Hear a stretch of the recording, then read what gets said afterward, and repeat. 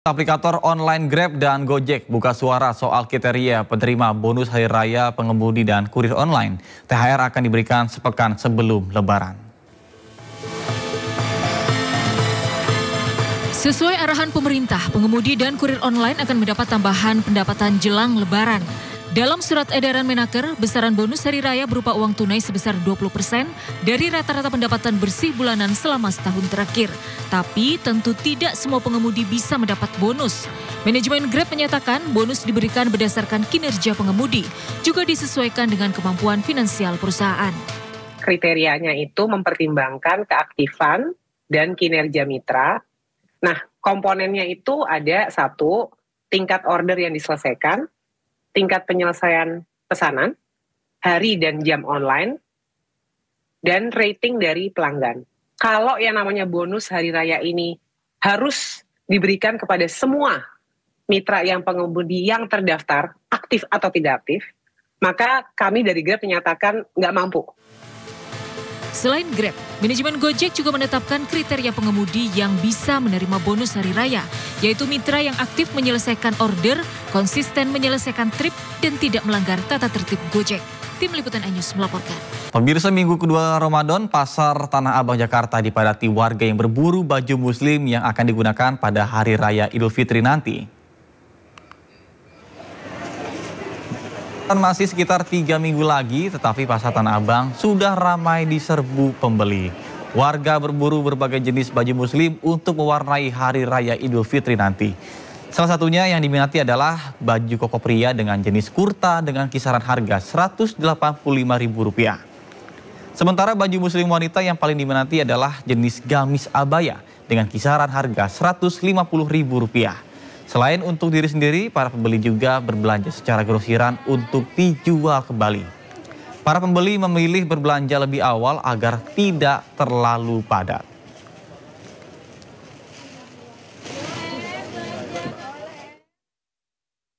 Pemirsa, Hari Raya kian dekat, masyarakat mulai gencar berburu baju lebaran. Dan sudah ada rekan kami Disti Arifa yang akan membagikan secara langsung situasi terkini di Pusat Grosir Tanah Abang, Jakarta Pusat.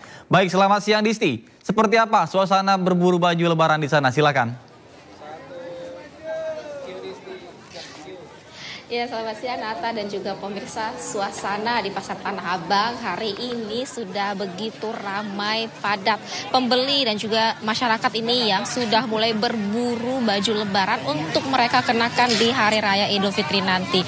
Keramaian ini sudah terjadi bahkan sejak dari tadi pagi, dan semakin siang, semakin sore ini akan semakin ramai. Bisa dilihat Nata dan juga pemirsa, inilah situasinya, keramaian yang terjadi, saut-sautan para pedagang, kemudian juga pembeli yang mulai menawar harga dari baju yang akan mereka beli. Dan ini adalah salah satu kios yang menjual baju muslim pria. Memang untuk baju muslim pria ini banyak sekali ragamnya, banyak sekali jenis dengan variatif harga. Nah, untuk mengetahui lebih lanjut, mungkin kita coba tanyakan ke salah satu pedagang baju muslim pria di sini. Izin Bang, mau tanya dong Bang. Abang dengan abang siapa? Nama saya Jeffrey. Bang Jeffrey, mau tanya dong Bang, ini untuk baju muslim pria yang lagi tren tahun ini tuh ada jenis apa sih? Kalau tren tahun ini sih ada kurta, kemko, gamis. Yang paling diminati apa tuh Bang? Model kurta Kak, dia, model Pakistan. Untuk model kurta ini harganya berapa sih Bang? Kisaran 185. Bang, ini pembeli tuh biasanya mereka tuh belinya untuk satuan diri mereka atau bisa juga secara grosir? Kalau daerah-daerah Jakarta sih kadang dia ada yang satuan, ada yang buat seragaman keluarga gitu dia. Nah, untuk harganya tuh berbeda nggak sih Bang kalau beli satuan? Kalau misalkan dia ngambilnya banyak ya lebih murah dia. Kalau grosir berapa tuh Bang? 160 Kak. Nah Bang, ini kan udah 2 minggu ya menjelang Lebaran, udah semakin dekat ke Lebaran, semakin ramai. Seperti apa sih Bang ini persiapannya juga? Dan apakah omset juga sudah meningkat atau bagaimana? Kalau omset sih nggak terlalu ada perubahan sih. Kalau perubahan sih ada dikit gitu ya, ada pasti. Ya, tapi kalau melihat daya beli masyarakat ke sini bagaimana Bang? Kalau di sini sih pengunjungnya banyak, tapi yang belinya jarang Kak. Tapi nanti ini biasanya semakin sore akan terus ramai atau gimana? Biasanya dia sampai jam 3, jam setengah 4 orang udah nggak ada sih biasanya. Ya, udah pada pulang ke rumahnya. Berarti siang ini puncak keramaiannya? Ya, dari jam 9 sampai jam 2 siang itu pasti masih ramai. Terima kasih Bang Jeffrey, selamat melanjutkan aktivitasnya. Ya Nathan dan juga pemirsa, itu tadi yang disampaikan oleh Bang Jeffrey ya, salah satu pedagang di sini memang mengatakan bahwa untuk baju muslim pria ini yang paling diminati ada jenis kurta dengan kisaran harga di 180.000. Tapi kalau dibeli secara grosiran atau jumlah yang banyak ini bisa jauh lebih murah. Artinya tentu ini bisa menjadi pilihan bagi masyarakat yang akan berburu. Mereka bisa beli untuk diri dan juga keluarga, bisa kompakan, beli yang banyak dengan harga yang jauh lebih murah. Nata. Terima kasih Disti, selesai siaran saya akan nyusul berburu baju lebaran di sana. Selamat bertugas kembali Disti. Pemirsa, 2 minggu menuju lebaran, Anda sudah siapkan kue kering belum? Nah, kalau belum, mungkin kue berikut bisa menjadi pilihan Anda. Perjualan sejak 1996, pabrik kue keriting Pusaka Kuitang kebanjiran orderan jelang lebaran.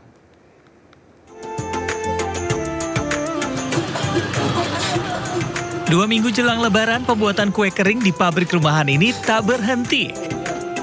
Wajar, pesanan kue hingga 1000 kaleng sudah masuk. Per kalengnya isi kue bervariasi mulai dari 6 hingga 8 kg. Ada 5 kue yang diproduksi seperti kue kacang, nastar, lidah kucing, kastengel, hingga putri salju. Karena pabrik kue legendaris ini beroperasi musiman, warga sekitar pun dilibatkan dalam produksi kue ini. Ya, sengaja dipanggil. Untuk mendekati lebaran ini berapa karyawan Pak yang kerja Pak? Ada 25 orang. Harga yang ditawarkan pabrik ini bervariasi mulai dari 80 ribuan saja per kilogram. Dari Jakarta, Raniston Sanjaya, iNews melaporkan. Pemirsa, Kementerian Perhubungan memprediksi potensi pergerakan masyarakat selama libur lebaran tahun ini mencapai 146 juta jiwa atau setara dengan 52% dari total penduduk Indonesia. Sementara itu puncak arus mudik sendiri diprediksi terjadi pada H-3 lebaran atau 28 Maret 2025 mendatang.